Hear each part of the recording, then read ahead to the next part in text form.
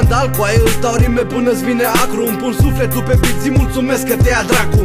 Mă cac în muzica voastră de cenaclu, să vă menajeze alții, eu vă pun direct capacul. Că știu că ai vrea să mă execuți cu ură, dar până atunci fă bine și șterge-te la gură. Că mie și de mie tot rămân cu ceva. Am lirica și beat-ul, pe asta nu mi le poți lua. Hip-hop-ul e ceva ce atrage mai multă pace, iar conform unora face pizdele să se dezbrace. Eu fac lirică pe beat, nu știu dacă te atrage, dar soluția e simplă, n-asculta dacă nu-ți place. Ăștia sunt din ghetto, frate, eu nu mă pun cu ei, eu nu mă iau de ăștia, ia-te tu dacă vrei. De fapt, știi că-mi stă în caracter să fac salturi, de-aia mă împiși pe voi de la un cap la altul. Venim, cucerim, cotropim tot, cu noi nu e de glumă, vătăm prin bord. Că e gangsta sau under, te face să dai din cap. Eu nu înțeleg ce nu înțelegi, e vorba de hip-hop. Venim, cucerim, cotropim tot, cu noi nu e de glumă, vătăm prin bord. Că e gangsta sau under, te face să dai din cap. Eu nu înțeleg ce nu înțelegi, e vorba de hip-hop. Un maniac cu hip-hopul injectat adânc în sânge, fără să simt un beat, s-a cadat inima-mi plânge. Ochii se fac din ce în ce mai mici, energia se scurge, nu mă pot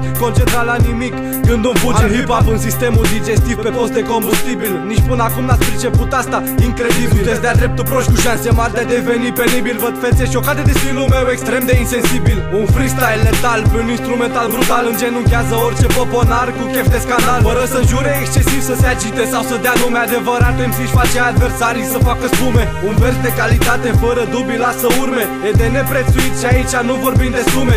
E muzica străzii, aici nu e loc de glume. E hip-hop, nu contează cine și ce spune. Venim, cucerim, cotropim tot, cu noi nu e de glumă, vătăm prin bord. Că e gangsta sau under, te face să dai din cap. Eu nu înțeleg ce nu înțelegi, e vorba de hip-hop. Venim, cucerim, cotropim tot, cu noi nu e de glumă, vătăm prin bord.